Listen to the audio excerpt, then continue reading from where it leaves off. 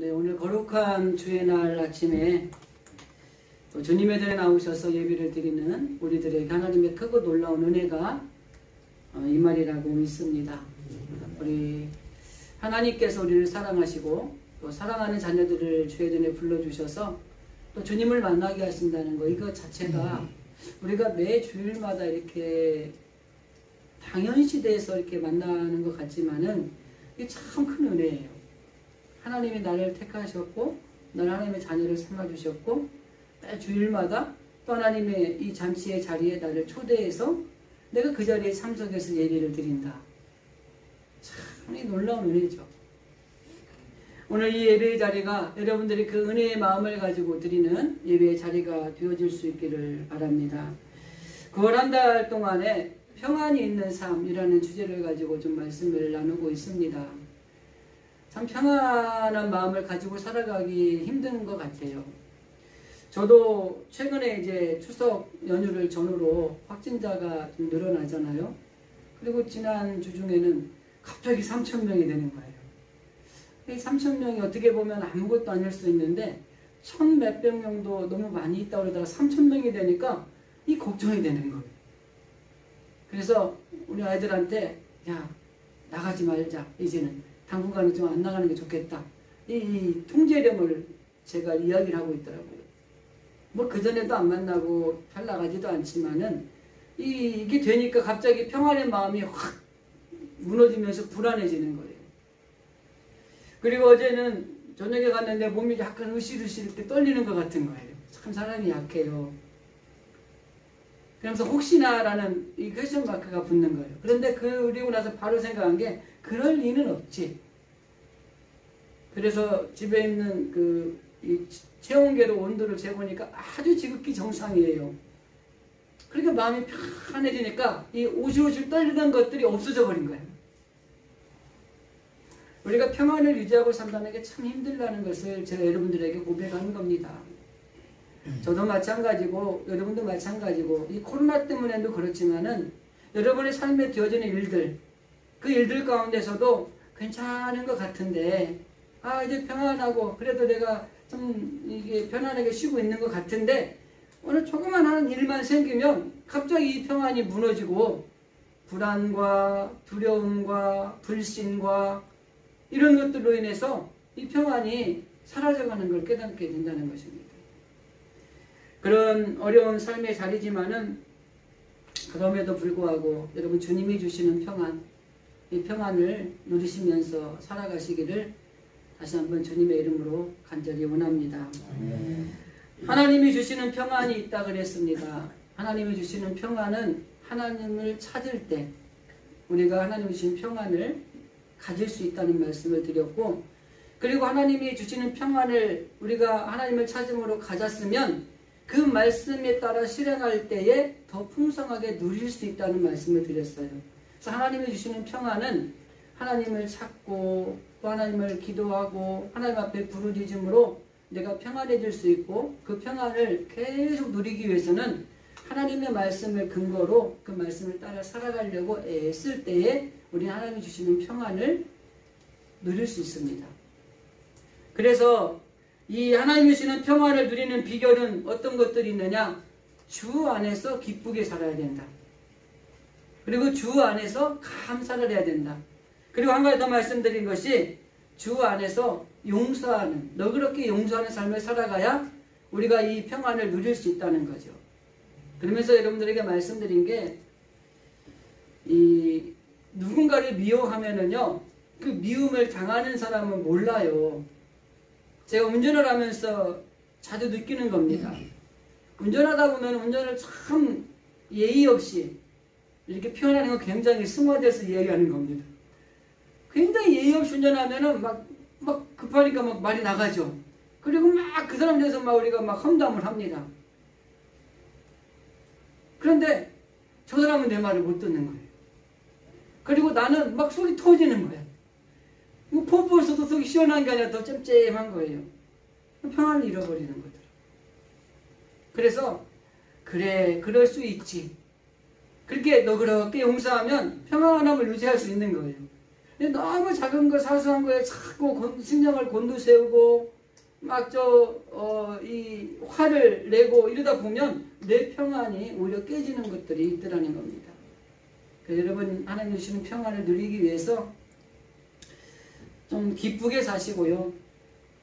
좀 못된 사람을 만나도 좀 너그럽게 용서하면서 사시고, 또 어떤 일이든지 감사하면서 살아가면 하나님 주시는 평안을 우리가 이 평생 누리며 살아갈 수 있다라는 말씀까지 드렸고요. 오늘은 또 9월 마지막 주, 마지막 평안이 있는 삶 마지막 말씀으로 평안을 주신 이유를 좀 생각을 해보려고 합니다. 평안이라고 하는 말의 사전적인 의미는 아주 무사해서 마음에 걱정이 없는 상태를 평안이라고 해요. 그래서 성경에 나오는 화평, 평강, 안녕 이런 말은 그 상황에 따라서 다르게 쓰여졌을 뿐이지 이 평안이라는 말과 일맥상통하는 내용을 가지고 있는 겁니다. 그래서 화평이라는 것은 여기 가끔 평화라는 말이 많이 등장을 하거든요. 이 평화라는 것은 평온하고 화목한 상태를 이야기할 때 평화라고 얘기를 합니다. 우리 마음이 평온하고 그리고 삶의 자리가 화목하다는 것이 이게 평온이에요. 전쟁하고는 반대의 개념이라고 이해하면 좋을 것 같습니다. 전쟁이 일어나면 평온하지 못하죠. 늘 불안하죠. 전쟁이 일어나면 화평하지 못하죠. 적대적이죠. 그래서 전쟁과 평화는 반대의 개념이라고 우리가 이해를 하시면 좀 쉬울 것 같습니다. 성경이 말하는 평화는 하나님 안에서 하나님이 주시는 선물입니다. 우리가 그 찬양의 가사에도 보면은 평안을 너에게 주노라. 세상이 줄 수도 없는, 세상이 알 수도 없는 평안을 내게 주노라. 이 평안이라는 것은 하나님이 우리에게 주시는 선물입니다. 그렇기 때문에 이 성경이 말하는 평안은 예수님 안에서만 우리가 누릴 수 있는 아주 특권이라고 할 수가 있는 거예요. 그 예수님도 요한복음에서 뭐라고 말씀하세요? 내가 너에게 평안을 준다. 그러면서 이 평안은 어떤 평안인가를 설명합니다. 그 다음에 내가 너희에게 주는 것은 세상이 주는 것과는 다르다는 거예요. 그리고 그 평안이 뭐냐? 참 평안이다. 이게 뭐예요? 진정한 평안이라고도 하고 하나님이 주시는 평안이라고도 하는 거예요. 그게 참 평안이다 이 얘기를 해요. 그러면 세상이 주는 평안과 하나님이 주신 평안의 차이가 뭐예요? 세상이 주는 평안은 조건이 이루어졌을 때 이루어지는 평안입니다. 어떤 문제가 있는데 이 문제가 해결되어졌을 때 오는 평안, 이게 세상적인 평안이에요. 그런데 하나님이 주시는 평안, 즉 참 평안은 이루어지지 않았음에도 불구하고 평안한 거예요. 그 평안한 이유는 딱 한 가지입니다.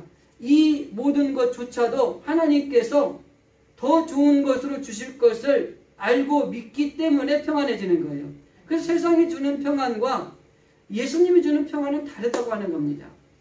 근데 오늘날 이 세상을 살아가는 많은 사람들이 그 세상이 주는 평안을 가지고 살아가고 있는 거예요. 하나님이 주시는 평안을 가지고 살아가는 게 아니라 세상이 주는 평안을 가지고 살아가니까 평안했다가 불안했다가 평안했다가 불안했다가 평안했다가 두려움이 휩싸였다가 이런 일들이 반복하는 거예요. 그런데 하나님이 주시는 평안을 기준으로 살아가면 돼도 좋고 안 돼도 괜찮은 거예요. 그런데 우리는 돼야만이 좋은 거고 안 되면은 안 되는 거죠. 이건 세상적인 겁니다. 또 우리는 이 평안을 이야기할 때 세상적인 평안을 가지고 이야기할 것이 아니라 하나님이 주시는 평안.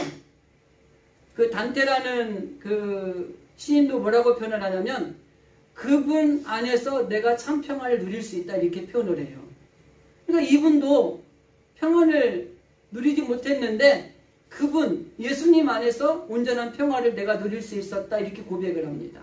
우리도 마찬가지입니다. 진정한 평안을 누리기 위해서는 이 땅의 세상에 주는 것이 아니라 하나님이 주시는 평안 안에서 우리가 평안을 누릴 수 있는 거예요.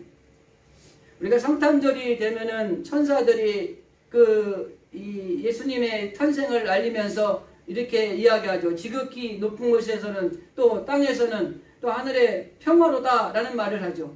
이 평화예요. 즉 예수님이 이 땅에 오신 본질적인 목적은 뭐예요? 평화를 주시기 위해서 오신 거예요. 그러니까 예수님으로 인해서 주시는 평안을 가지고 누리고 살아가는 것이 이 땅에서 우리가 잘 살 수 있는 비결이라고 하는 것입니다. 다락방 강화에서 예수님이 제자들을 처음에 만나러 갈 때 뭐라면 너희에게 평강이 있을 것이다. 이렇게 이야기를 합니다. 그리고 예수님이 마지막까지도 제자들에게 주고 싶어 했던 게 뭐였어요? 평안이었어요. 평강이었어요. 그리고 부활 후에 오늘 본문의 말씀이 이제 그 사건입니다. 부활하신 이후에 예수님이 제자들에게 나타나신 거예요. 그리고 처음 하신 말씀이 뭐예요? 너희에게 평강이 있을지어다. 왜 예수님이 그들에게 평강을 얘기하냐면 평안을 주신 그 평안을 가지고 있는지 확인하고 그리고 그 평안을 온전히 누리고 있는지를 다시 한번 점검하는 겁니다. 그래서 오늘날 이 땅에 살아가는 저와 여러분은 하나님이 주시는 평안을 가진 사람들이에요. 그래서 그 평안을 우리가 누리고 살아가는 것을 실천해야 되는 것입니다. 그래서 주님이 제자들에게 너희가 평안하뇨? 라고 묻는 것, 너희에게 평강이 있을지어다 라고 이야기하는 것은 너는 지금 내가 너희에게 준 평안을 가지고 있니? 그리고 너희는 그 평안을 지금 누리고 있니? 라고 하는 질문인 것입니다. 그래서 예수님께서 부활하신 후에 제자들에게 찾아가서 평안이 있는지 확인하고 그 평안을 누리고 있는지를 다시 한번 확인하고 있는 모습이 오늘 본문에 등장하는 말씀이라고 하는 것입니다. 그리고 예수님이 이 부활하시고 난 다음에 제자들에게 오셔서 하는 말이 너에게 평강이 있을 것이다 라는 말씀을 했어요. 아마 제자들에게는 이보다 더 좋은 위로가 되는 말씀이 없을 겁니다. 왜 그러냐면 지금 예수님이 돌아가시고 난 뒤에 제자들은 불안과 두려움에 떨고 있어요. 예수님과 같이 다녔다는 이유 하나만으로 잘못하면 내가 죽게 생긴 이런 일들이 생긴 겁니다. 오늘 이 본문의 말씀이 있는 말씀을 요한복음에도 똑같은 내용이 있는데 요한복음 20장 19절에 보면 뭐라고 표현되어 있냐면 이 제자들이 유대인들이 두려워서 문을 닫아 두었다라는 표현이 있어요. 그러니까 오늘 본문에는 그냥 두려워했다라는 표현이 있지만은 요한복음의 말씀을 빌리면 어떤 내용이냐면 예수님이 돌아가시고 부활하시기까지의 3일이라는 기간 동안에 불안하고 두려워서 숨어서 문을 잠그고 있는 모습이 지금 제자들의 모습이에요. 그들에게 주님이 나타나신 거예요. 그리고 그들에게 너에게 평강이 있을 것이다. 이렇게 지금 평강을 주시고 있는 겁니다. 그러니 얼마나 마음이 편안해졌겠어요.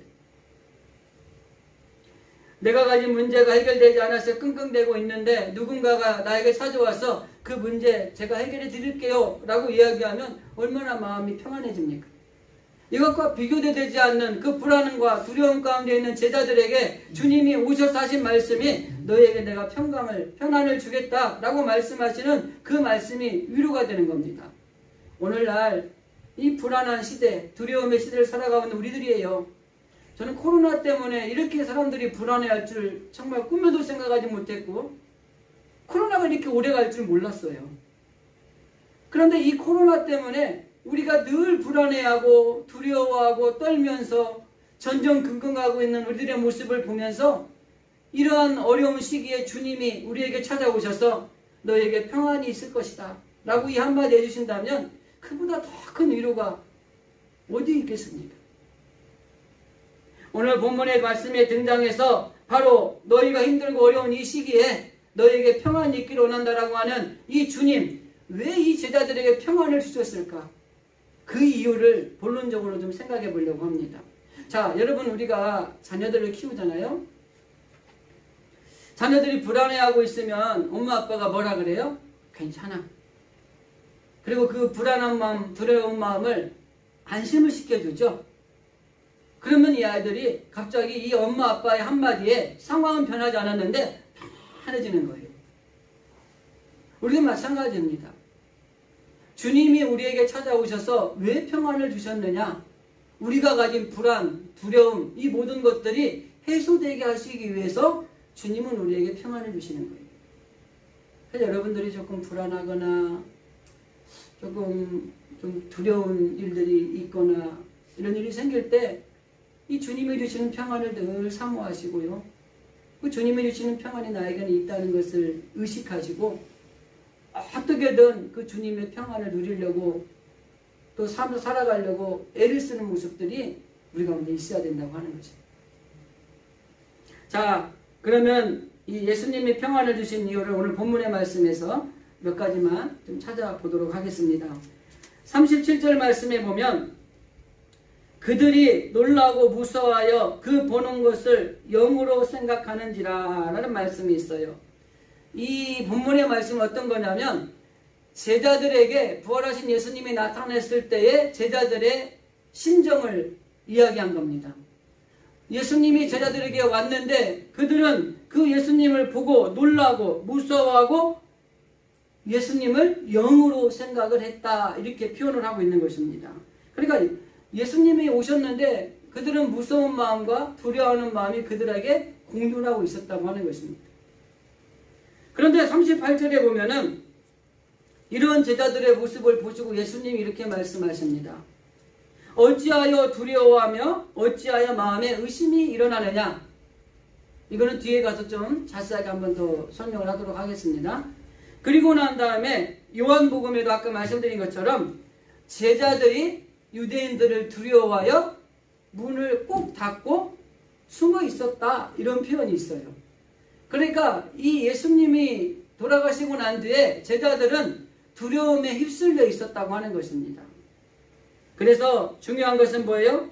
이 첫 번째 예수님이 그들에게 평안을 주신 이유는 그들의 두려움을 없게 하기 위해서 예수님이 그들에게 평강을 주셨다고 하는 것입니다.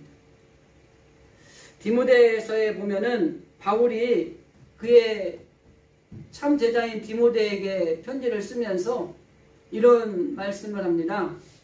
하나님이 우리에게 주신 것은 두려워하는 마음이 아니요 오직 능력과 사랑과 절제하는 마음이다 이렇게 표현을 하고 있어요. 하나님이 우리에게 주신 것은 두려워하는 마음을 주신 게 아닙니다. 하나님은 우리에게 무엇을 주세요? 평안을 주시는 분이세요. 그러니까 주님을 만난 순간 우리에게는 두려움이 사라지게 되어 있고 우리의 마음은 평안으로 바꾸어지게 되어 있는 것입니다. 그래서 우리는 평안이 우리 가운데서 일어나고 있을수록 그 평안을 누리며 살아가는 것이 필요한데 실제적으로 보면은 그 평안을 누리는 게 아니라 늘 두려움에 붙잡혀서 살아갈 때가 너무 많이 있다는 거예요.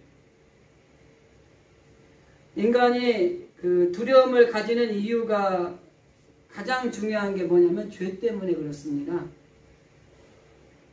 하나님이 세상을 창조하시고 모든 걸 만드셨죠. 그리고 마지막에 아담을 만드시고 아담을 만들어 있는 걸 보니까 위로 보니까 갈빗뼈로 하와도 만들었어요. 그리고 그 두 부부를 연결을 시켜주시고 그 모든 동산의 모든 걸 다 네가 알아서 다스리고 정복하고 다 하라고 주었어요. 그런 때는 너무 평안했어요. 이 에덴 동산이 천국 같았어요. 그런데 하나님이 그들에게 금하시는 것 딱 한 가지가 뭐냐면 이 중앙에 나무에 있는 선악을 알게 하는 나무는 먹으면 안 돼 라고 이야기를 하신 거예요. 근데 그들이 뱀의 유혹 혹은 사단이라고도 하죠. 유혹에 빠져서 그 선악과를 따먹었습니다. 그 순간 그 마음에 두려움이 오기 시작한 거예요. 그전에는 하나님을 만나도 기뻤어요. 하나님 만나 너무 좋았어요. 그런데 그 하나님이 먹지 말라는 선악과를 따먹고 난 뒤에 그는 두려움에 쌓였습니다. 그리고 그가 첫 번째 한 것이 뭐예요? 하나님의 낯을 피하여 숨었더라. 죄는 하나님과 나의 관계를 멀어지게 합니다. 그리고 하나님과 나의 관계가 멀어질 때 평안은 사라지게 되는 겁니다. 그리고 그 가운데 비집고 들어오는 것이 불안 그리고 두려움이라는 것이 그 사이를 비집고 들어오는 거예요. 그래서 그렇게 줬던 하나님이 두려움의 대상으로 바뀌고 그래서 이제는 숨어버리는 이런 결과를 초래한다고 하는 것입니다. 즉 죄는 하나님과 우리 사이를 멀게 하는 겁니다. 결과적으로 이 하나님이 두려워하는 것이 뭐냐면 죄 때문에 우리의 관계가 사라지고 그 가운데 두려움이 싹트게 된다고 하는 것이죠.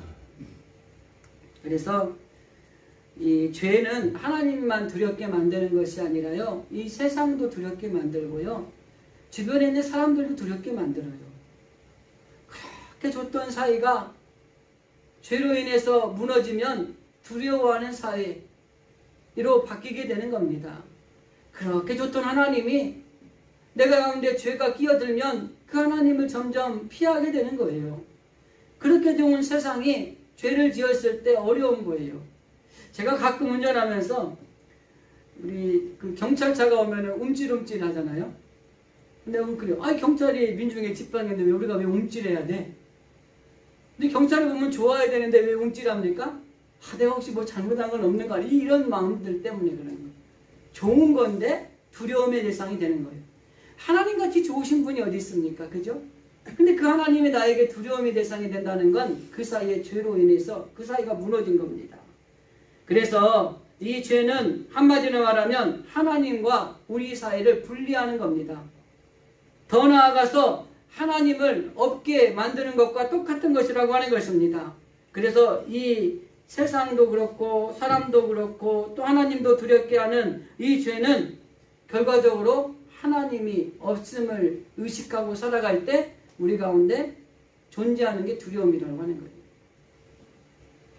그 아기들이 생후 8개월쯤 되면은 아주 극도의 불안감을 가지고 있답니다. 그것을 의학적으로 이야기할 때 아기의 애도라는 말을 쓴대요. 그런데 이 어린아이가 이 엄마와 일찍 떨어져 있거나 그러면은 이 심리적으로 느끼는 불안이 커지는 거예요. 그래서 심리학에서는 분리불안이라는 말을 씁니다. 그래서 어린아이들이 일찍 엄마와 떨어져 있으면은 계속 이 불안한 마음들이 존재하고 있는 거죠. 그런데 이 아이들이 엄마를 만나잖아요? 그럼 아주 더 집착을 합니다. 더 떨어지지 않으려고 그러고. 그래서 이게 바로 의학적으로 말하는 인간의 애도라고 하는 겁니다. 근데 이거는 애기에게만 있는 게 아니라 누구에게나 있다고 하는 거예요. 다 큰 성인인데도 불구하고 이러한 것은 있다고 하는 것입니다. 누구가 나를 떠난다는 것에 대한 두려움. 더 나아가서 이것은 아기의 애도라는 표현보다는 인간의 애도라는 것이 맞다라고 하는 사람들도 있다는 거예요.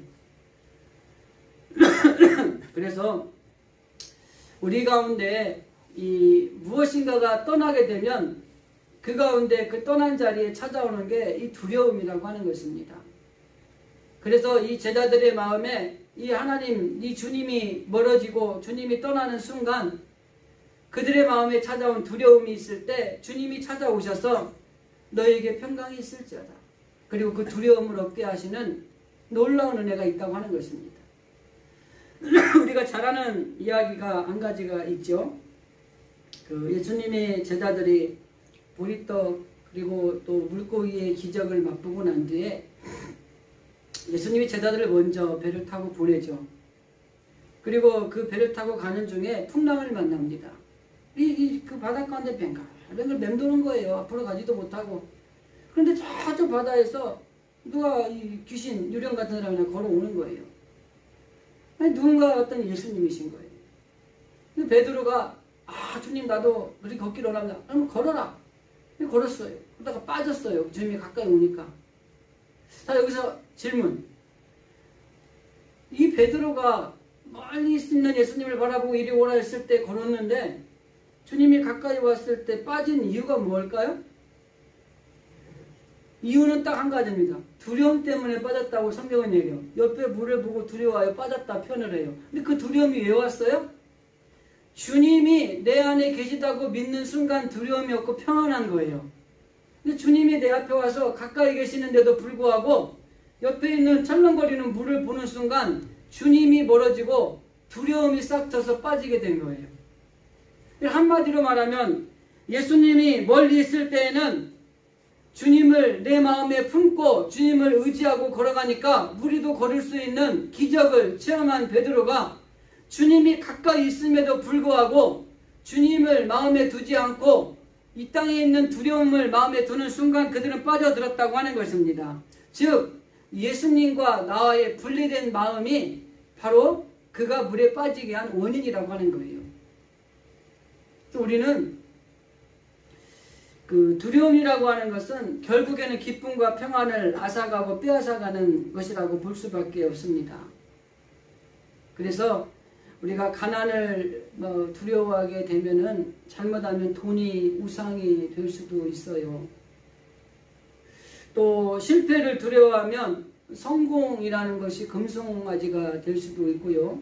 더 나아가서 혼자 있는 것을 두려워하는 사람들이 있다면 인간관계가 신이 될 수 있어요.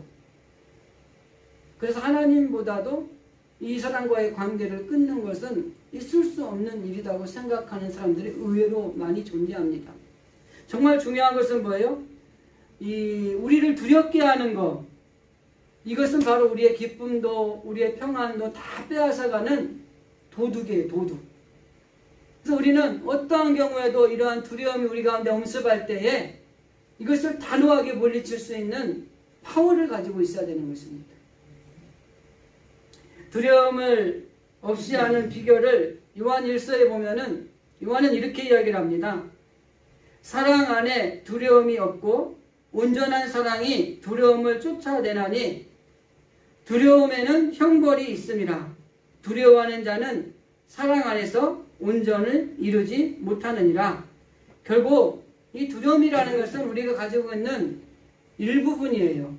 없을 수는 없는 것입니다. 매 순간 이 두려움은 우리에게 존재한다고 하는 것입니다. 근데 중요한 건 뭐냐면 이러한 두려움을 우리가 이겨낼 수 있는 힘을 가지고 있어야 된다는 거죠. 이 예를 우리는 다윗과 골리앗의 싸움의 예로 좀 이해를 볼 수 있을 것 같아요. 이 다윗과 골리앗의 싸움에서 이 골리앗에 나가는 다윗이 아주 용기 있게 말하는 성경 구절이 있죠. 너는 칼과 창과 단창으로 내게 오지만 나는 만군의 여호와의 이름으로 내게 나간다. 싸움을 나가는데 골리앗은 무기를 의지하지만 나는 무기는 없어. 그러나 하나님을 의지하고 나간다 이거예요. 그리고 여기서 보면은 눈에 보이는 것으로 보면은 골리앗은 두려움의 대상이 분명합니다. 그 당시에 있는 이스라엘 군인들이 골리앗이 두려워서 다 숨어 있었어요. 그러니까 두려운 건 맞는 거예요. 그런데 다윗은 그 두려움의 대상을 두려움으로 보지 않고 그 두려움을 극복할 수 있는 것을 가지고 나아가는 용기가 있었다고 하는 것입니다. 여기 성경에서 말하는 것처럼 정말 세상의 삶이 두려운 것은 그 세상에 있는 것 때문에 두려운 게 아니라 내가 하나님과의 관계가 멀어졌기 때문에 두려운 거예요. 하나님이 내 안에 계시면 세상에 그 어느 것도 두려울 것이 없는 거예요. 근데 두려운 이유는 딱 한 가지예요. 하나님보다 세상이 커 보이기 때문에 그래요. 이스라엘 백성들이 골리앗 앞에서 군인들이 다 숨어서 벌벌 떨 수 있었던 단 한 가지 원인은 그 골리앗이 하나님보다 커 보였기 때문에 그런 거예요. 그러나 아무 힘도 없어 보이는 소년 다윗은 그 골리앗보다 내가 믿는 하나님이 더 크다는 걸 알고 있었기 때문에 두려움이 없는 거예요. 그리고 그 두려움이 없이 하나님의 이름을 가지고 나간 다윗에게는 하나님의 능력이 함께 하신 거예요. 하나님의 능력이 함께 하니까 골리앗이 아니라 그 이상의 것이 있어도 하나님의 능력을 대항해서 싸우는 자를 이길 수가 없는 겁니다. 그래서 두려움이라는 것은 세상에 있는 것이 하나님보다 크게 자리 잡고 있을 때 두려운 거예요. 그래서 우리 가운데 죄의 문제도 우리가 분명히 해결해야 되지만은 어떤 두려움이 우리 가운데 찾아온다 할지라도 그 두려움을 극복할 수 있는 하나님의 이름, 이것이 우리 안에 있다는 것을 가지고 살아가는 거예요. 그게 뭐예요? 주님이 제자들에게 말씀하는 너희에게 평안이 있을지어다. 이 평강이 바로 두려움을 이기는 힘이 되는 겁니다. 그래서 예수님은 이 제자들에게 나타나셔서 왜 평안을 그들에게 주었느냐? 너희 두려워하는 것들을 이겨내기를 바란다. 이게 첫 번째 이유라고 하는 것입니다. 두 번째, 예수님께서 이 제자들에게 그리고 오늘날 이 시대를 살아가는 저와 여러분에게 평안을 주신 이유는 38절 말씀입니다. 예수께서 이르시되 어찌하여 두려워하며 어찌하여 마음에 의심이 일어나느냐 라고 말씀합니다. 앞에 첫 번째는 두려움에 대한 말씀을 드렸습니다. 두 번째는 의심이 없게 하기 위해서 주님은 그들에게 평안을 주신 겁니다. 여기 38절 말씀을 보면은요, 여러분 어떻게 들리십니까? 예수께서 이르시되 어찌하여 두려워하며 어찌하여 마음에 의심이 일어나느냐? 권면입니까? 사랑입니까? 표현이 어떤 것 같습니까, 여러분? 이 표현은요, 질책하는 겁니다. 내가 너희들에게 평안을 주었고 그 평안을 가지고 너희들이 평안을 누려야 되는데 왜 두려워 떨고 있고 왜 하나님이 말씀하신 것을 믿지 못하고 의심하고 있어? 이렇게 이야기하는 거예요. 여러분, 이 말씀에 우리가 좀 아멘하고 받을 필요성이 있습니다. 오늘날 우리 시기 이 시대에 우리가 하나님이 주신 평안이 우리에게 분명히 있고 그 평안을 누리며 살아가야 되고 두려워하고 의심하기보다는 하나님을 믿고 나아가야 되는데 두려워하고 의심하고 있는 우리들을 향하여서 주님이 하신 말씀이에요. 왜 너희는 어찌해서 두려워하고 있고 어찌해서 왜 의심하고 이렇게 있니? 라고 하는 질책의 말씀입니다. 그러면서 주님이 그 이후에 분명하게 말씀하는 겁니다. 이 의심이 너희들에게 있는 평안을 빼앗아갔다는 거예요. 의심은 평안을 서서히 훔쳐가는 종도둑입니다. 흔들리는 것, 뿌리가 없는 것, 마음의 분리가 일어나는 것들, 이런 것들은 평안과는 거리가 먼 거예요. 야고보서에 보면은 야고보 사도가 이렇게 말씀합니다. 오직 믿음으로 구하고 조금도 의심하지 말아라. 의심하는 자는 마치 바람에 밀려 요동하는 바다의 물결과 같다. 흔들리거나 그 다음에 뿌리가 없거나 마음이 분리되어 있는 것들은 여러분 의심하는 거예요. 하나님이 믿어라 했으면 믿으면 되는데 이거 믿어야 되나 말아야 되나, 이대로 될까 말까, 이러한 마음, 흔들리는 마음, 뿌리가 완전히 자리 잡지 못하고 들썩들썩 거리는 이런 마음, 마음의 분리가 돼서 믿는가 싶으면 또 의심이 되는 이런 마음은 평안을 빼앗아가는 거예요. 정말 주님이 그들의 마음의 의심을 사라지게 하기 위해서 너희에게 평강이 있을지어다. 이 평안을 주는 이유는 딱 한 가지다. 의심에서 벗어나라. 그 의심이 너희의 마음의 평안을 빼앗아가고 불안과 두려움에 빠져서 벌벌 떨게 하는 요소다. 이렇게 이야기하고 있는 것입니다.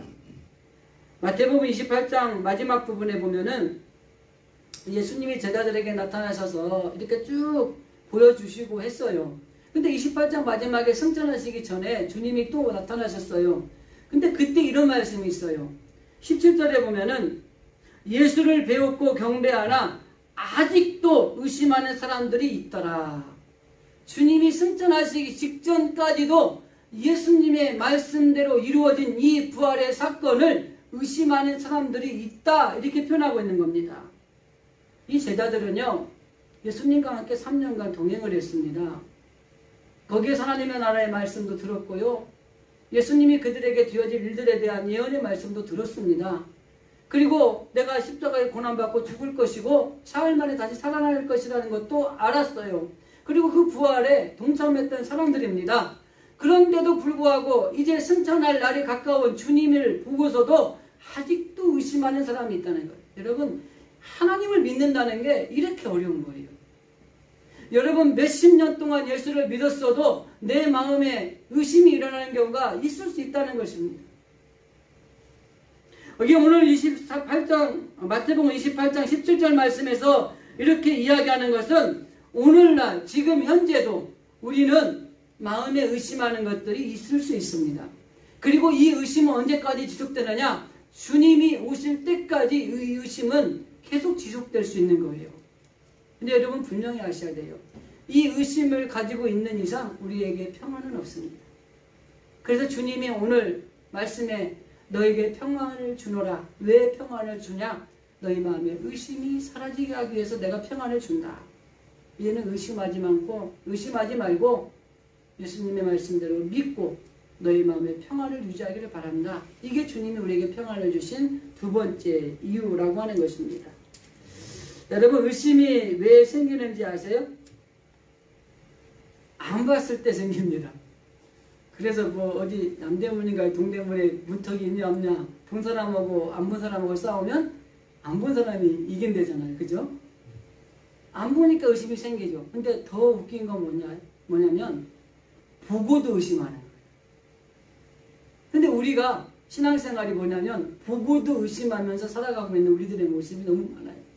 이미 하나님의 말씀을 통해서 하나님은 말씀하셨고 예수 그리스도를 이 땅에 보내서 예수님을 통해서 우리에게 분명히 보여주셨어요. 그러면 그 하나님의 말씀과 예수님을 통한 가르침에 따라서 우리가 믿고 의심하지 않고 나가면은 참된 평안을 누릴 수 있고 하나님이 주시는 복을 받을 수 있는데 이미 아는데도 불구하고 의심이 일어나는 거예요. 마치 바람에 물결이 요동치는 것처럼 흔들리는 거예요. 긴가 민가한 것들이 너무나 많은 거예요.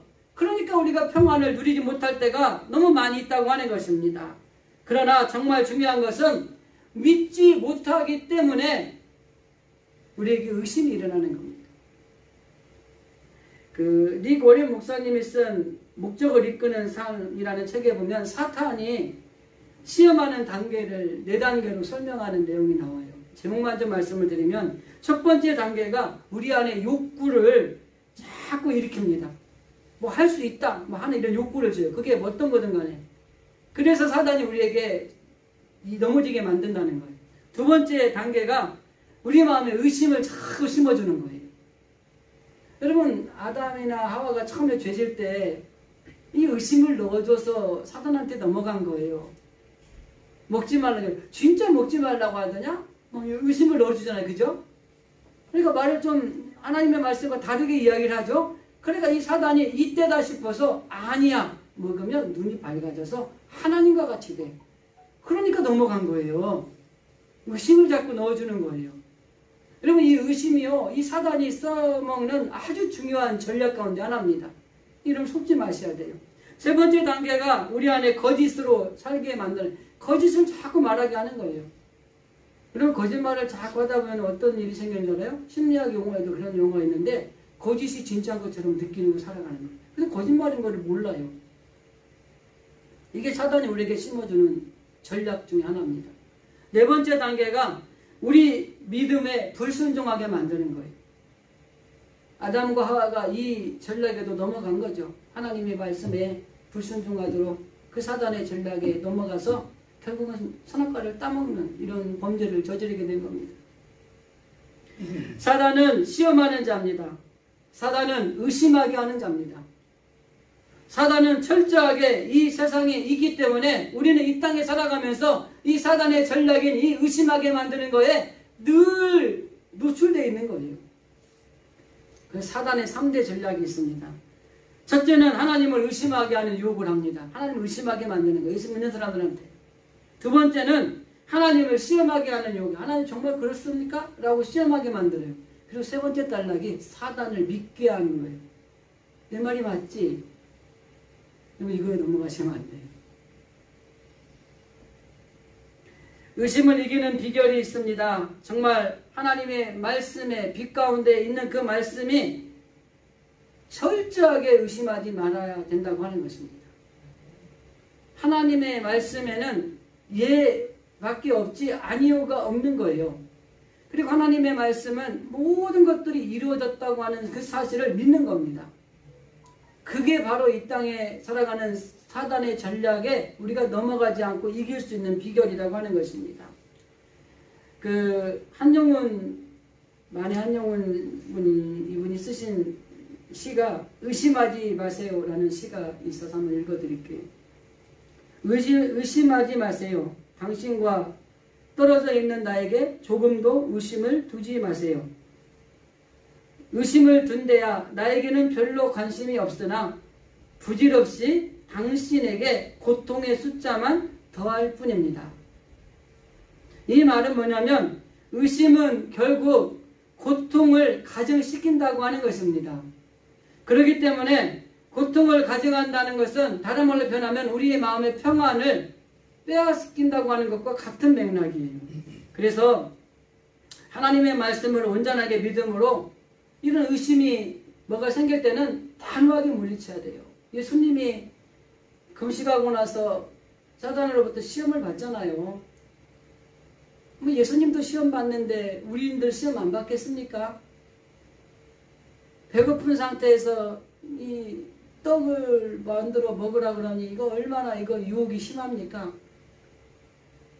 이 세상의 영광을 다 주겠다는데 여러분이 얼마나 좋은 겁니까? 그죠? 세상 영광 다 필요 없고 강남에 30층짜리 빌딩 하나만 준다 그래도 내가 뭐 사탕 경배하고 받지 뭐 이럴 수 있잖아요. 그죠? 그런데도 불구하고 말씀으로 의심치 않고 말씀으로 그 시험을 이겨내잖아요. 그럼 이게 우리가 이 평안을 유지하는 비결입니다. 주님은 여러분들의 마음속에 있는 의심 때문에 평안을 잃어버릴까봐 주님이 여러분들에게 평안을 주시면서 그 의심이 이제는 사라지기를 기대하면서 우리에게 평안을 주신 겁니다. 한 가지만 더 말씀을 드립니다. 39절 말씀에 보면 내 손과 발을 보고 나인 줄 알라. 또 나를 만져보라. 영은 살과 뼈가 없으되 나는 보는 바와 같이 있느니라. 이렇게 말합니다. 살과 뼈, 내 손과 발 이런 걸 보고 내가 예수님인 걸 알아라 이거예요. 자, 제자들이 처음에 주님을 봤을 때 뭐라고 표현해요? 놀라고 두려워하여 영인가 하였더라 이렇게 말씀하는 거예요. 그러니까 예수님이 실제적으로 부활하신 게 아니고 영으로서 오신 분으로 생각을 했다는 거예요. 그런데 주님이 뭐라 그래요? 내가 손과 발을 만져보고 그리고 나는 뼈도 있고 살도 있고 영은 없는데 나는 있어. 그러니까 나를 보고 너희들이 나인 줄 알라는 겁니다. 여기서 한 가지 핵심은 뭡니까? 예수님이 이 땅에 우리에게 평안을 주신 이유 중에 하나가 여기 있다고 하는 겁니다. 예수님을 예수님으로 바로 알게 하시기 위해서 우리에게 평강을 주신 거예요. 그리고 이 사건 뒤에 넘어가 보면은 예수님이 그 자기가 영이 아니라 부활하신 사람임을 증거하기 위해서 그들이 구운 생선을 한번 줘봐. 그리고 그 생선을 드시는 거예요. 그래 너희들이 예수님에 대해서 온전히 바로 알아서 하나님이 주시는 평안을 누리는 삶을 살아가기를 원한다고 하는 것입니다. 실제적으로 이사야 9장 6절 말씀에 보면은 예수님의 탄생을 예언하면서 오실 예수님을 평강의 왕이라고 표현을 합니다. 예수님 자체가 평강이라고 하는 것입니다. 예수님을 온전히 알 때에 우리가 평안을 누릴 수 있다고 하는 것입니다. 그래서 주님은 너희가 내 손과 발을 보고 내 살과 뼈가 있는 것을 보고 내가 예수님인 것을 바로 알아라 이겁니다. 여기에는 너가 하나님이 말씀하신 예수님의 존재에 대해서 온전히 바로 알아야 된다고 하는 것입니다. 그게 평안이라는 거예요. 예수님 안에서 우리가 비로소 평안을 누릴 수 있다는 것입니다. 진정한 평안은 주님으로 인하여 가능한 것입니다. 앞에서도 말씀을 드렸지만은 예수님이 주시는 평안, 그 평안은 참 평안입니다. 세상이 주는 것과는 다른 평안이에요. 그렇기 때문에 우리는 어떠한 경우에도 예수님을 바로 알아서 정말 하나님이 주시는 평안을 누리는 삶을 살아가야 된다고 하는 것입니다. 말씀을 정리합니다. 베드로가 이 평안의 과정을 체험하면서 느꼈던 것 중에 하나가 뭐냐면 주님이 내 안에 계실 때에 나는 평안에서 바다 위를 걷는 기적의 주인공이 될 수 있었다는 거예요. 우리들에게도 이런 체험이 있어야 됩니다. 지금 우리가 살아가는 이 시대가 너무 힘들고 어려워요. 불안하고 두렵고 정말 기뻐하고 평안할 수 없는 그런 시대를 살아가고 있는 건 분명합니다. 그럼에도 불구하고 정말 중요한 것은 바로 이 두려움이 사라지고 의심이 사라지고 온전하신 주님으로만이 우리에게 참 평안이 있다는 사실, 이 사실을 우리가 분명히 알아야 되는 것입니다. 주님이여 이 손을 꼭 잡고 가소서. 약하고 피곤한 이 몸을 폭풍 후 구름 속 해치사 빛으로 손잡고 날 인도하소서라는 찬양이 있습니다. 주님이 주시는 이 평안은 주님의 손을 붙잡고 갈 때에 가능한 것입니다.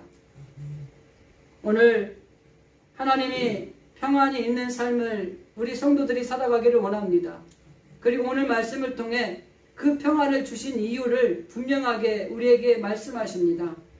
두려움을 없게 하고 의심이 사라지게 하고 예수님을 온전히 알므로 이 평안을 누리기를 원하시는 것이 하나님이 우리를 통한 기쁨이라고 하는 것이에요. 오늘 평강을 주신 예수님을 생각하면서 오늘 진실의 모든 성도들 그리고 가정 또 직장 일터 사업의 자리에 하나님이 주시는 놀라운 평강이 넘쳐나기를 주님의 이름으로 간절히 기도드립니다.